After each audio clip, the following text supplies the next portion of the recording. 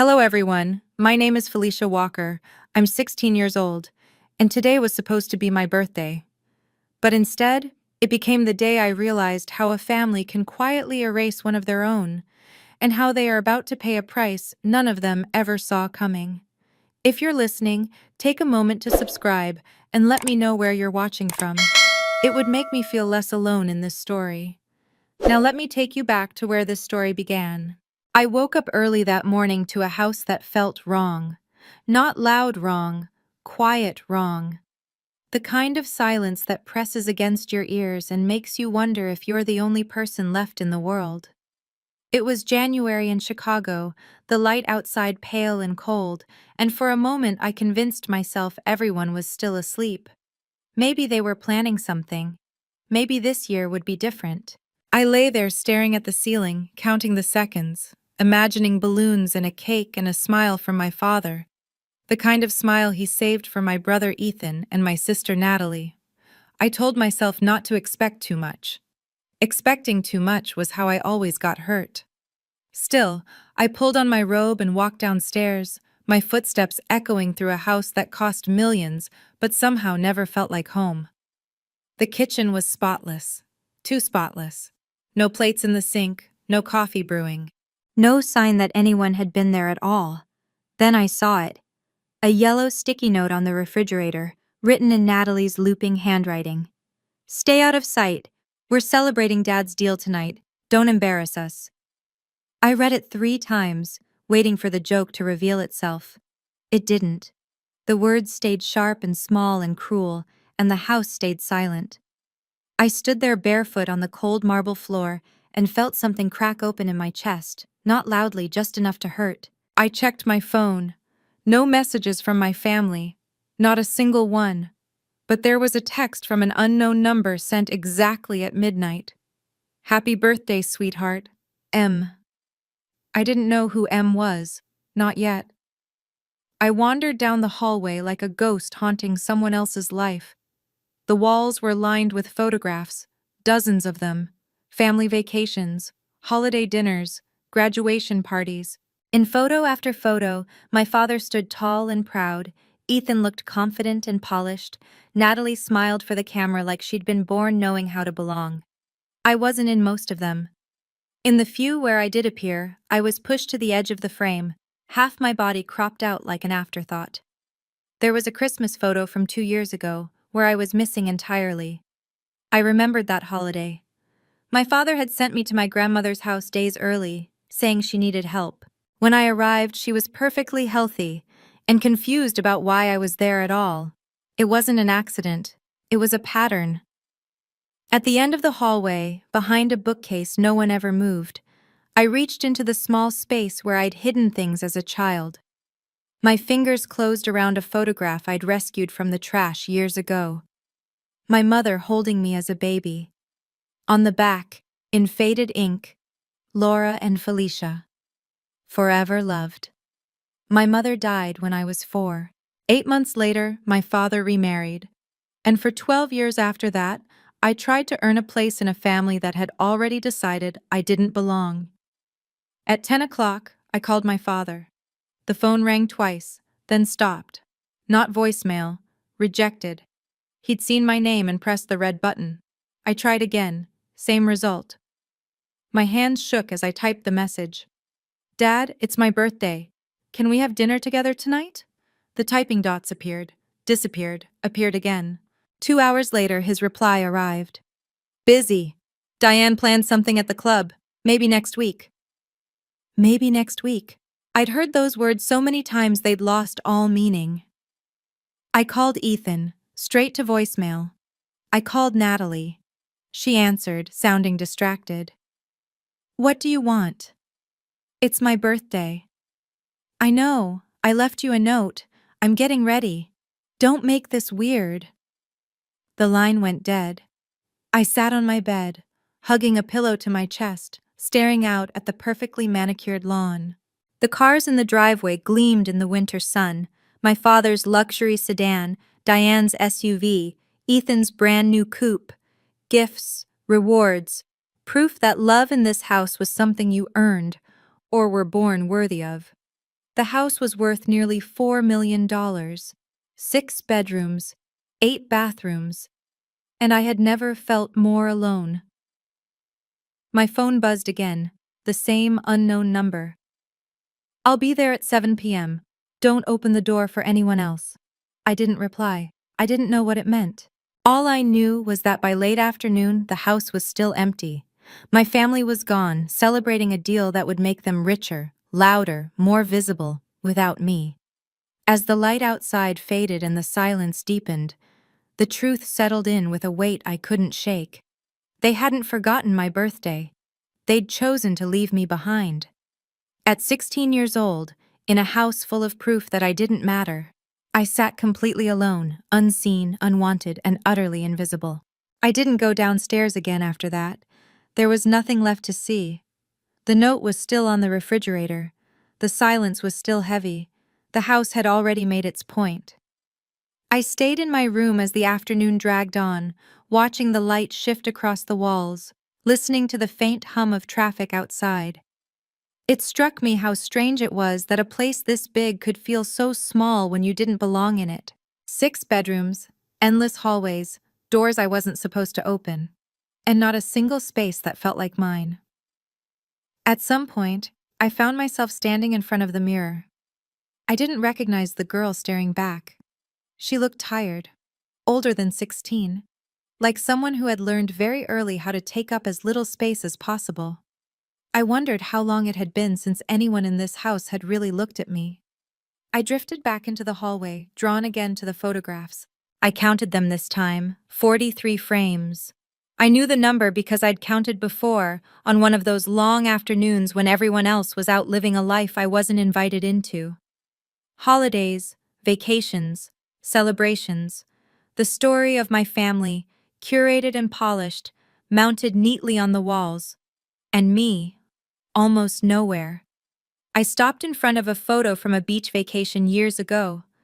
Everyone was there.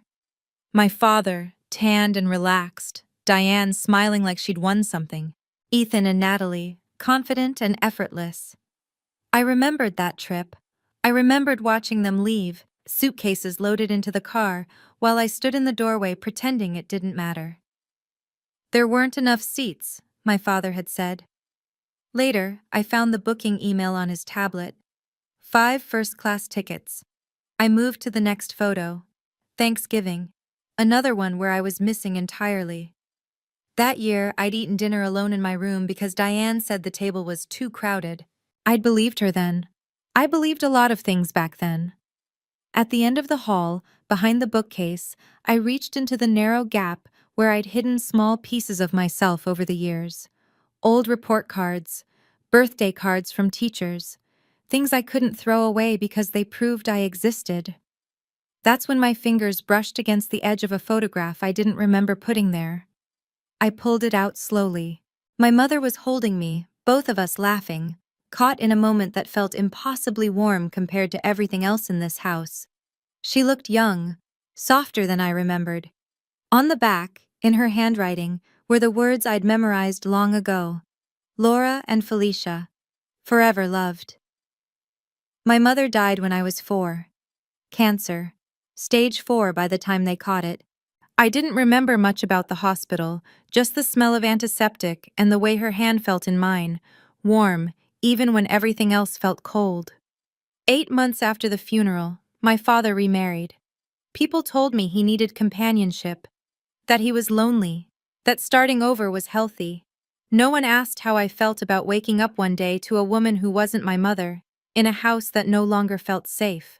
I was too young to understand it then, but I learned quickly what was expected of me. Be quiet, be grateful, don't make things difficult. I went back to my room and pulled the old shoebox from under my bed. It was the one thing I'd managed to keep hidden from Diane's periodic cleanouts. Inside were the last pieces of my mother's life.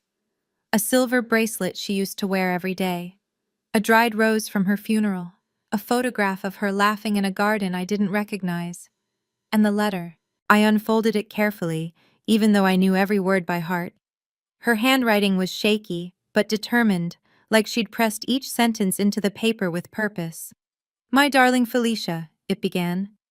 If you're reading this, I can't say these things to you in person anymore. So I'll say them here, as many times as I can fit on this page. You are loved. You are worthy. You are the best thing I ever did in my life. I felt my throat tighten, the familiar ache settling in my chest. No matter what anyone tells you, no matter how they treat you, you deserve happiness. Not because you earn it, not because you behave perfectly, but because you exist. I'd read that letter on my worst days, letting it steady me when everything else felt like it was slipping away. It had been my shield, the only voice that never questioned my right to be here. But sitting there on my bed, alone in a house that had already chosen to forget me, something shifted. I realized I had spent 12 years trying to live up to a standard that was never meant for me. I'd tried to be quieter, smaller, easier to love. I'd convinced myself that if I just tried harder, if I stayed out of the way, if I didn't ask for too much, eventually they'd see me. Eventually, they'd want me. I thought about the empty kitchen, the rejected calls, the note on the refrigerator. And for the first time, the truth landed without resistance. It wasn't that I wasn't enough. They had never wanted me here at all. Not after my mother died. Not after my father chose a new life that didn't include me. Not even now, when leaving me behind felt as casual as leaving a coat on a chair. The realization didn't come with anger at first. It came with a quiet, devastating clarity. Like finally understanding the rules of a game you were never meant to win. I folded my mother's letter and held it against my chest, breathing slowly, letting the weight of it settle. Outside, the sky darkened, and the house remained silent. At 16 years old, surrounded by wealth and photographs that told a story without me in it, I finally understood something I'd been avoiding for years. They hadn't failed to love me. They had never intended to. I didn't plan to go into my father's study. That room had always been off limits. His sanctuary, his fortress, the one place in the house where my presence was considered an intrusion. But by late afternoon, the rules felt meaningless. My family was gone. The house was hollow. And something in me needed answers. The door wasn't locked. That alone should have warned me. The study smelled faintly of leather and expensive cologne. Everything inside was immaculate. Desk cleared, pens aligned, no sign that a human being actually worked there. A framed photo sat in the center of the desk. My father, Diane, Ethan, and Natalie, smiling, perfect. I wasn't in it. Then I saw the envelope. It lay in the middle of the desk like it had been placed there deliberately. Thick manila paper, legal weight. The return address read, Klein and Associates, Attorneys at Law. I didn't recognize the firm. My father had used the same family lawyer for years, until he hadn't. I picked it up with shaking hands and opened it. The first page made my vision blur. Voluntary termination of parental rights. My name was typed neatly at the top, Felicia Walker.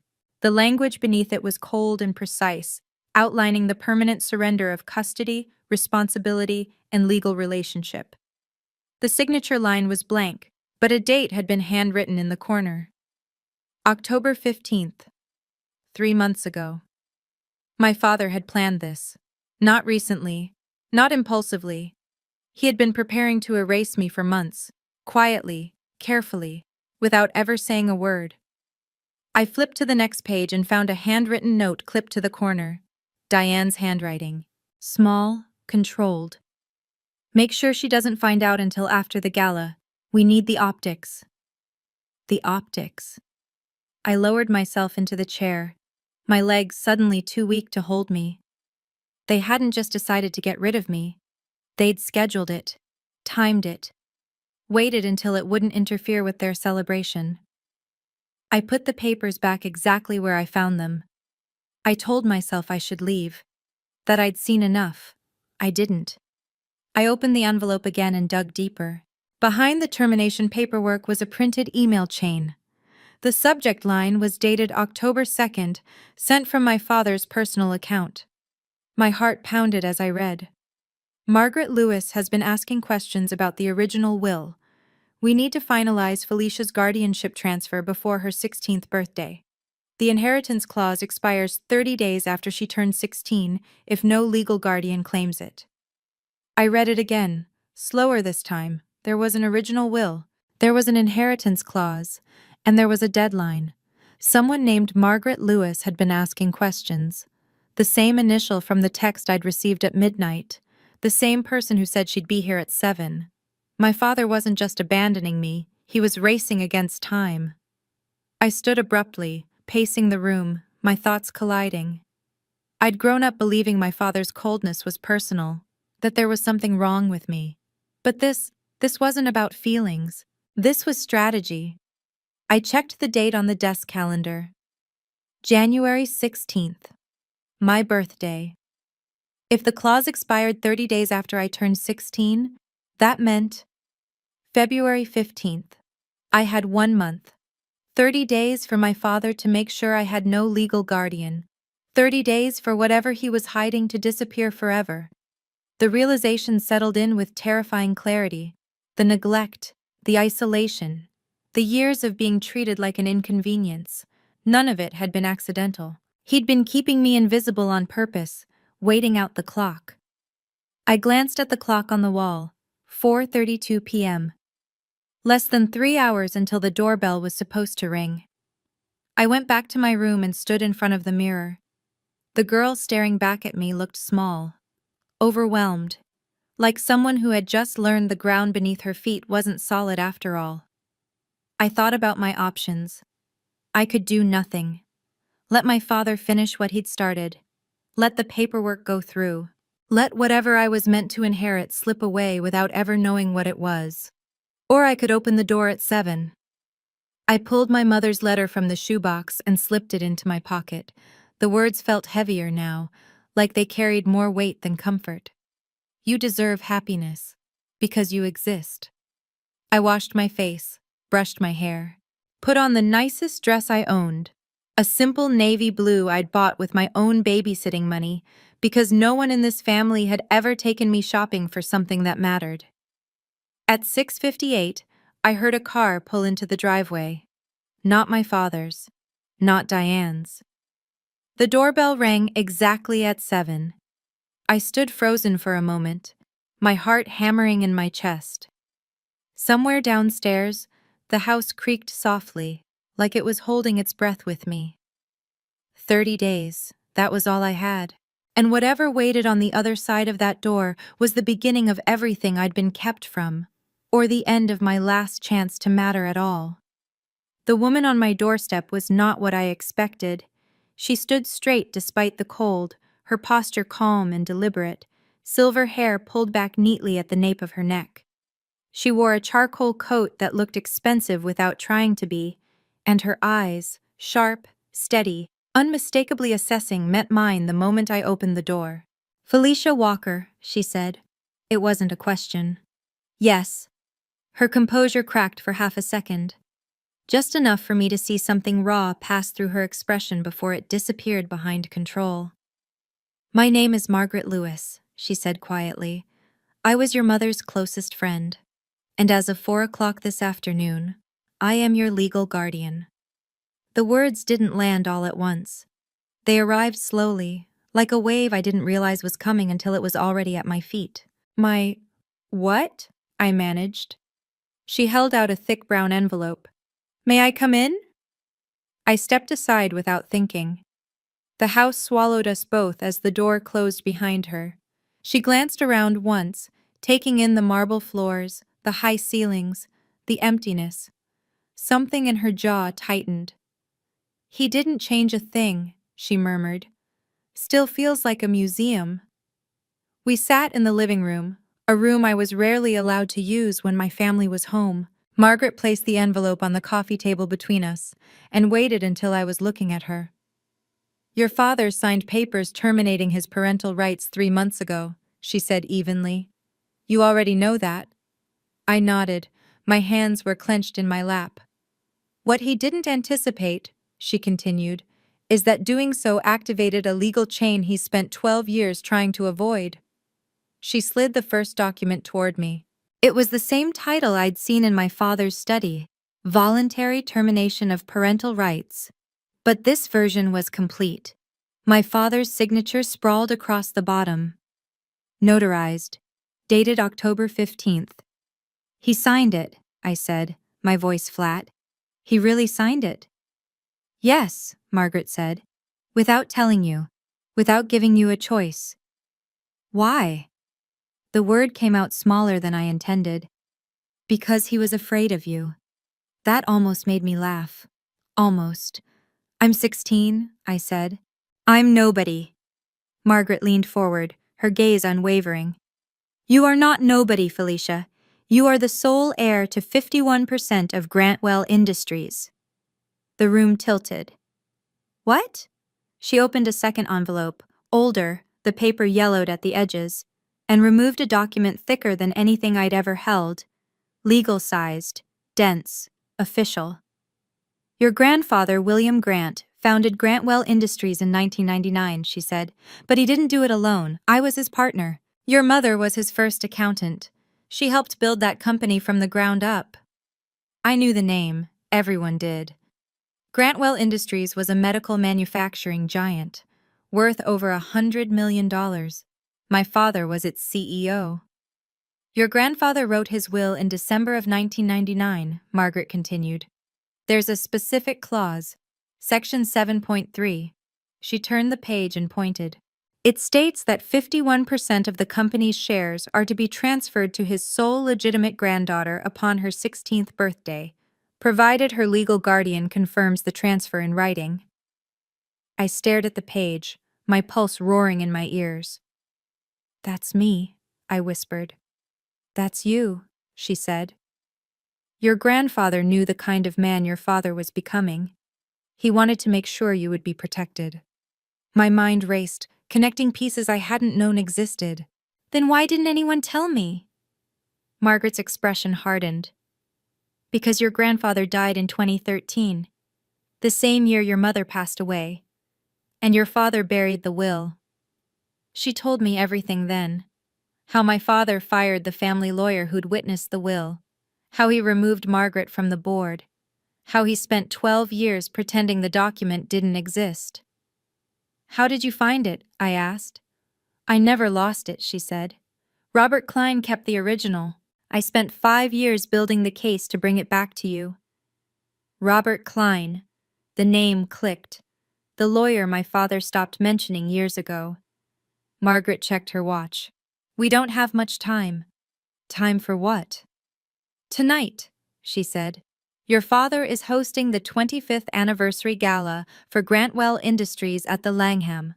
300 guests, investors, journalists. At 9 o'clock, he plans to announce a $10 million contract. My stomach dropped. And? At 9:15, she said calmly, we're going to walk in and tell everyone who actually owns the company. You want me to crash my father's gala? My voice shook. I want you to claim what's already yours, she replied. There's a difference. I thought about the note on the refrigerator. Stay out of sight. What if it doesn't work? I asked. What if he denies everything? He can't deny a notarized will on file with the Cook County Probate Court, Margaret said. He can't deny a living witness. And he can't deny the guardianship papers that give me legal authority. Margaret looked straight into my eyes, a hint of pride in her expression. You know, she murmured, your mother used to say that color is a silent power. She nodded toward the navy blue dress I was wearing. She always pictured you wearing something like this on a special night. And now, let's reclaim what was never meant to be taken from him. I suddenly remembered the note on the refrigerator. Keep out of sight. For 12 years, I had done just that, and I slowly rose. Let's go, I said, and for the first time in my life, I chose to walk toward a place I was never invited to, knowing I was fed up with being invisible.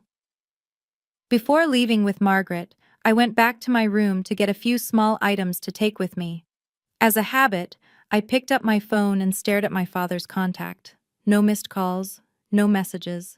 He hadn't thought about me once all day. I pressed call anyway. It rang 4 times before going to voicemail. Dad, I said quietly when the beep sounded. It's Felicia. I just wanted to say thank you. Thank you for showing me exactly who you are. I spent 16 years trying to earn your love, trying to be good enough. I know now that I was never the problem. You were. I'll see you tonight. I ended the call and slipped the phone into my clutch. My hands were steady. That surprised me. Margaret was waiting by the front door, keys in hand. She looked at me and nodded once, approval and something like pride flickering across her face. On the way out, I stopped and retrieved the photograph of my mother and Margaret from behind the bookcase, tucking it beside my mother's letter. I wasn't going anywhere without them. The drive downtown took 20 minutes. Chicago glowed around us, glass and steel reflecting the winter night. Margaret kept her eyes on the road, but her voice filled the space between us, steady and precise. Your mother was the first accountant Grantwell ever hired, she said. Fresh out of college. William Grant said she had the sharpest mind he'd ever seen and the kindest heart to match. When your father joined the company, she trained him. She trained him? I repeated. Margaret nodded. She did. She believed in him, believed people could change. The city lights blurred past the window. What happened? In 2012, Margaret said, your mother discovered your father had been embezzling money from the company. Over $2 million funneled into offshore accounts, disguised as consulting fees. My chest tightened. She was going to expose him. Yes, Margaret said softly. She took the evidence to William. They were preparing to bring it to the board. And then she got sick, I whispered. Stage 4 pancreatic cancer, Margaret said. She died before she could say a word. I felt something cold settle inside me. He got away with it. For 12 years, Margaret said. But before she died, your mother gave me a USB drive, bank records, transfers, everything. I lost it for years. Thought it was gone. Where was it? Hidden in a jewelry box, she said. Your father donated your mother's things to charity 6 months after her funeral. I tracked the box down last year at an estate sale. The car slowed as the Langham came into view, its entrance glowing warm and gold against the dark street. Tonight isn't about the embezzlement, Margaret continued. That's a fight for another day. Tonight is about your inheritance, one battle at a time. As we pulled up to the valet, my phone rang. An unfamiliar number. I answered instinctively. Miss Walker, an older voice said, gravelly but warm. This is Robert Klein. I've been waiting 12 years for this call. Margaret's head snapped toward me. The original will is in my possession, Klein continued. Notarized, verified. I'll meet you inside. I swallowed. Mr. Klein, there's something you should know. My mother wasn't just involved in the company. Her shares transferred to me when she died. There was a pause on the line, 3 seconds, then a low, impressed breath. Then we have even more to discuss. I'll see you at 9. I hung up and looked at Margaret. He's coming. A small, fierce smile crossed her face. Good. Klein was waiting in the lobby, silver-haired and composed, a worn leather briefcase in hand. When he saw me, his eyes softened. You look just like her, he said quietly. Laura had your eyes. He withdrew a document and placed it carefully in my hands. This is the original last will and testament of William Grant, he said. Filed with the Cook County Probate Court in January of 2000. I witnessed his signature. I refused to destroy it when your father ordered me to. Through the glass doors ahead, I could see the ballroom, crystal chandeliers, waiters with champagne, a banner stretched across the back wall, Grantwell Industries, 25 years of excellence. My father stood near the stage, laughing, confident. Diane shimmered at his side in a red gown. Ethan worked the room like he owned it. Natalie posed for photos, flawless. They looked like a family. This is his stage, Margaret said quietly beside me. He spent months planning this night, every detail designed to cement his legacy. And we're about to take it away, I said. No, she replied. We're about to give it back to the person it always belonged to. The clock on the wall read 8:55. Klein adjusted his tie. It's time. I took a breath, squared my shoulders, and stepped toward the doors. Just before we entered the ballroom, I paused. For 16 years, I'd been invisible by design. In the next few minutes, that was about to end. The moment I stepped into the ballroom, the noise didn't stop all at once. It faded in waves. Closest to the doors, conversations stuttered. Laughter cut off mid-sentence. Glasses paused halfway to lips. Then the silence rippled outward, spreading across the room as heads turned and whispers followed. A teenage girl in a navy gown, flanked by an elegant older woman and a gray-haired man carrying a lawyer's briefcase, was not part of the program. I felt every eye on me as we walked forward. Crystal chandeliers scattered light across the crowd. Waiters froze in place. A string quartet faltered, then stopped playing altogether. 300 people had come to celebrate Grantwell Industries. None of them expected me. Natalie saw me first. Her smile collapsed so quickly it almost looked painful. She stared, wide-eyed, then furious, and set her champagne glass down with a sharp click before marching toward me. "What are you doing here?" she hissed, grabbing my arm. Her nails bit into my skin. "Dad said you were supposed to stay home." "I don't remember agreeing to that," I said calmly. "You need to leave, now, before you embarrass everyone." "I'm not here to embarrass anyone," I replied, gently removing her hand. "I'm here to tell the truth." "The truth?" She laughed, but panic trembled beneath it. "You're nobody, Felicia. You don't belong here." "Actually," I said quietly, "I belong more than you think." Around us, people had stopped pretending not to listen. Phones appeared. Someone was already recording. Ethan pushed through the crowd, his confident grin fading the moment he saw me. "Security!" he barked. "We have an intruder." 2 guards began moving toward us, but Margaret stepped forward first. There was something in her presence, controlled, authoritative, that made them hesitate. "I wouldn't do that," she said evenly. "Unless you enjoy being named in a lawsuit." Ethan grabbed my wrist, hard enough to hurt. "I don't know what game you're playing," he muttered, dragging me a step closer to the exit. "But it ends now. You're embarrassing the family." "I'm not family anymore," I said, pulling free. "Remember? Dad made sure of that." His jaw clenched. "That's a private matter." "Is it?" I tilted my head. "Then why did he sign papers giving up his parental rights to me 3 months ago?" His face flickered, just for a second, but it was enough. What?" Natalie whispered. Ethan recovered quickly, too quickly. "That's none of your business." "It became my business the moment he signed," I said. "Officially. Notarized." The murmuring grew louder. Across the ballroom, I saw my father turn.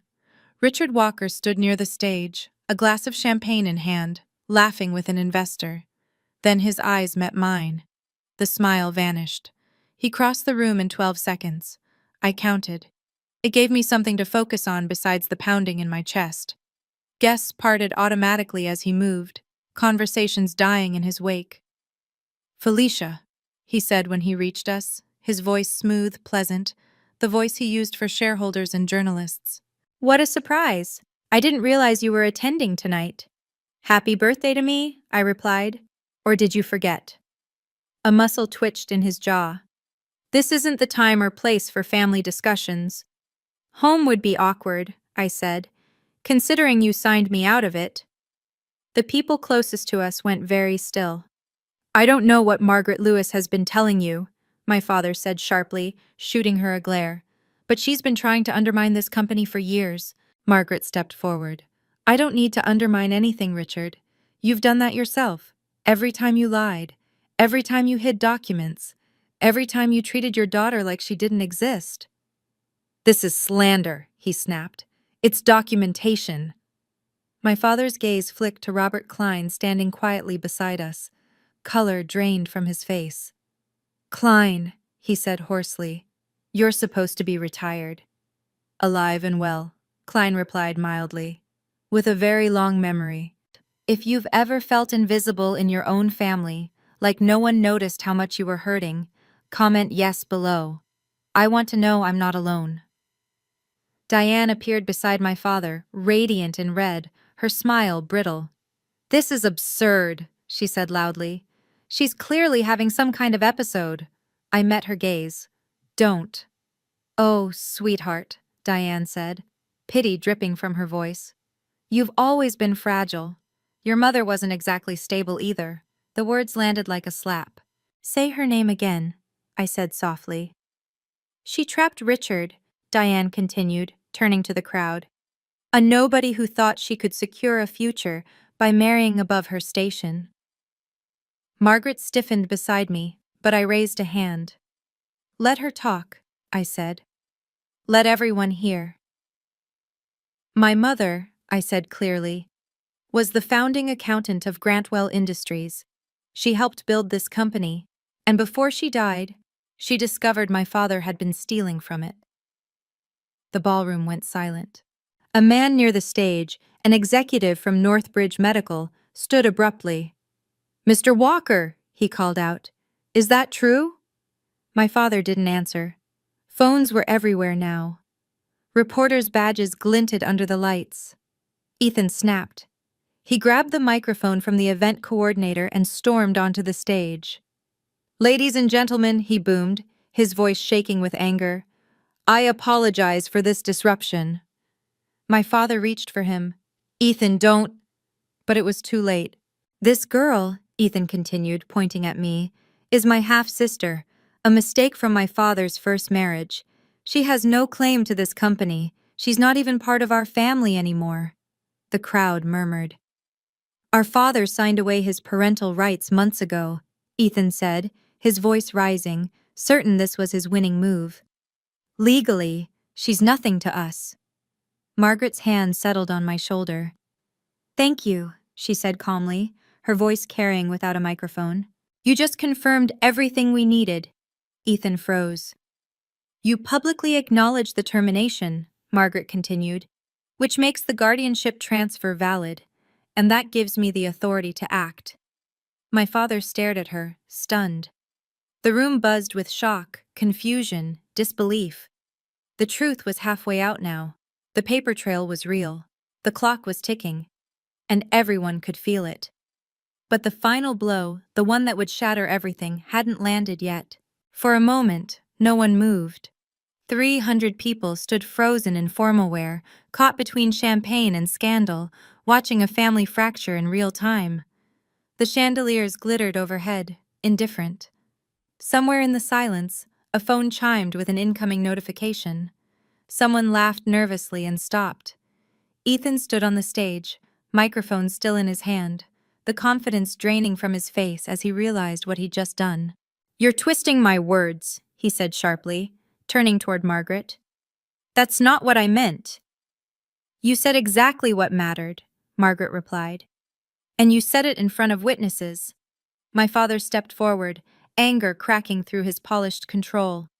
This is a private family issue, he snapped at the crowd. It has nothing to do with the business. With respect, Mr. Walker, came a calm voice from near the stage. That's not how ownership works. Robert Klein moved into the open. He didn't rush. He didn't raise his voice. He simply walked to the center of the room with the steady confidence of someone who had waited more than a decade for this moment.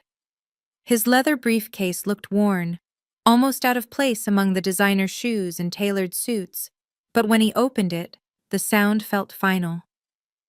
My name is Robert Klein, he said evenly. I served as legal counsel to William Grant from 1999 until 2014, when I was terminated by Richard Walker. A murmur swept through the room. I was fired, Klein continued, because I refused to destroy a legally binding document. My father lunged forward. This is a forgery! Klein didn't flinch. He removed a thick document and held it up so the nearest guest could see the seals. This, he said, is the original last will and testament of William Grant, dated December 15, 1999. It was notarized, witnessed, and filed with the Cook County Probate Court in January of 2000. He turned a page with deliberate care. Section 7.3 states that 51% of Grantwell Industries is to be transferred to William Grant's sole legitimate granddaughter upon her 16th birthday, provided her legal guardian confirms the transfer in writing. My heart thundered in my ears. Felicia Walker turned 16 today, Klein said. Margaret Lewis became her legal guardian today by virtue of the parental rights termination signed by Richard Walker himself. My father's face contorted. You manipulated my father when he was old and confused. Margaret's voice cut through his protest. William Grant signed that will when he was 52. The same age you are now, Richard. He was lucid, healthy, and very clear about the kind of man you were becoming. Phones were recording openly now. I saw press badges. I saw shock give way to calculation as people realized this wasn't just drama. It was history unfolding. Klein reached into his briefcase again. I have verification reports from 3 independent handwriting experts, he said calmly, all confirming the authenticity of the will. Copies are available. My father's voice cracked.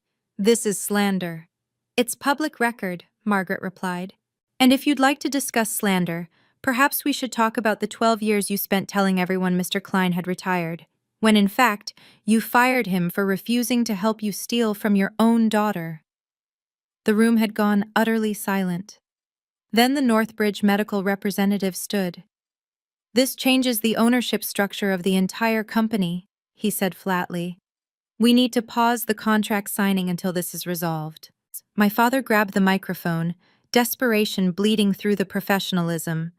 This deal has nothing to do with family disputes. With respect, the representative replied, if your company's ownership is in question, it has everything to do with business. If you're still watching, take a second to subscribe and stay with me, because what happened next changed everything. Klein stepped fully onto the stage now. The crowd parted without resistance.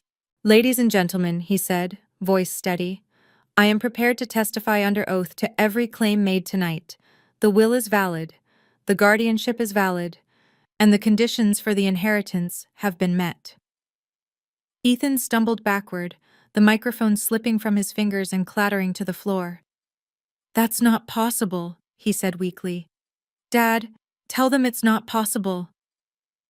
My father said nothing. The silence stretched, 5 seconds, then 10, long enough for everyone to understand. The Northbridge representative checked his phone, then looked up again. The $10 million contract is officially on hold pending legal review. A collective breath left the room.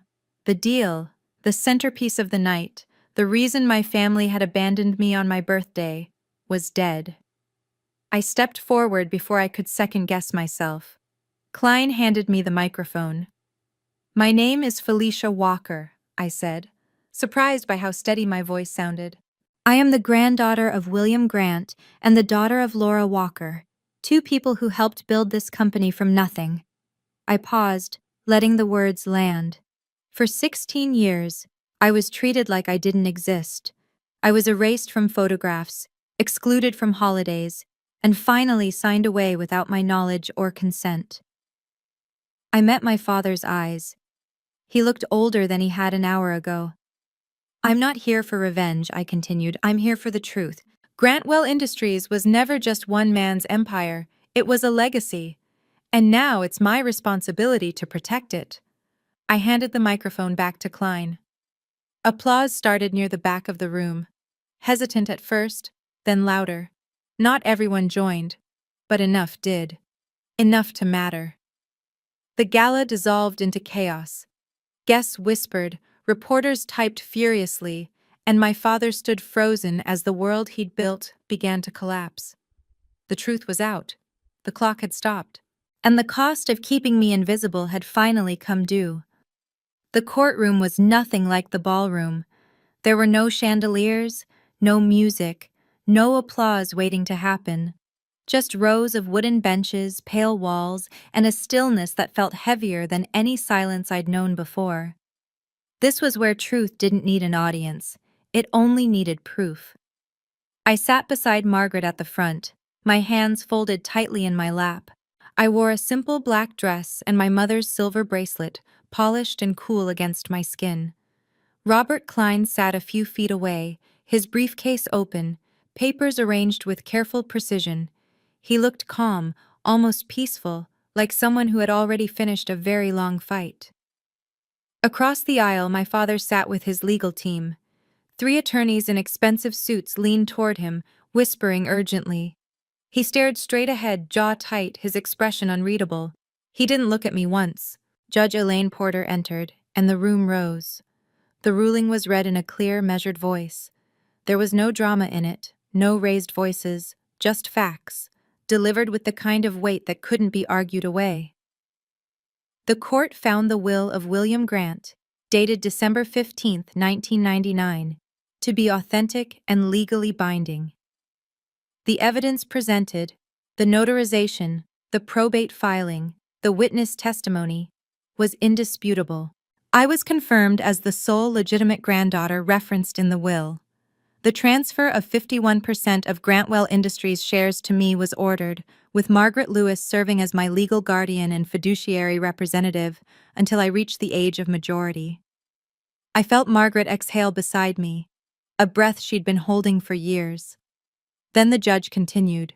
The court noted serious concern regarding the concealment of the will and the circumstances surrounding the termination of parental rights. Those matters, she said, could warrant further investigation by appropriate authorities. My father's lead attorney requested a recess. It was denied. Mr. Walker, Judge Porter said, looking directly at him for the first time. You are hereby removed as CEO of Grantwell Industries effective immediately. Pending resolution of ongoing matters, the board will appoint interim leadership. The words landed quietly. My father didn't react. He didn't argue. He didn't stand. He simply sat there, motionless, as if the weight of what he'd lost had finally settled in. When we left the courtroom, reporters were waiting on the steps outside. Cameras flashed, questions flew. Margaret stepped slightly in front of me, shielding me without being asked, and guided me toward the car. Inside, the city blurred past the windows. My hands were shaking now, not from fear, but from release. It was over. 2 days later, my phone rang. I stared at the name on the screen for a long moment before answering. Felicia, my father said. His voice sounded different, smaller. I know you probably don't want to hear from me. You're right, I said calmly. I don't. I made mistakes, he continued. I was wrong to hide the will, wrong to sign those papers, wrong about a lot of things. I waited. But I'm still your father, he said. Blood doesn't disappear because of legal documents. I want to make things right. I want us to have a relationship. For a second, just a second, I almost believed him. Then I remembered the note on the refrigerator, the photographs without me, the years of silence, the careful planning that went into making sure I never mattered. You're not calling because you regret what you did, I said quietly. You're calling because you lost. That's not fair, he snapped. Fair? I let out a soft breath. You signed away your rights to me months ago. You planned to discard me after your gala. You didn't even remember my birthday. There was silence on the line. Making things right would have been telling me the truth in the first place, I continued. Making things right would have been treating me like your daughter instead of a problem. You don't get to rewrite history now. I ended the call. My hands were steady. I didn't feel triumph. I didn't feel joy. What I felt was something quieter and stronger. Freedom. I hadn't destroyed my father. I hadn't taken revenge. I'd simply stopped protecting his lies. And for the first time in my life, that was enough. The fallout didn't come all at once. It arrived in pieces, headlines, phone calls, board meetings I observed quietly from the side of the room. Grantwell Industries released a statement about leadership restructuring. The board appointed interim executives. Auditors went through records line by line. Numbers were corrected. Accounts were traced. The company didn't collapse. It steadied itself, slowly, the way something honest tends to do once the rot is exposed. I stayed in Chicago with Margaret.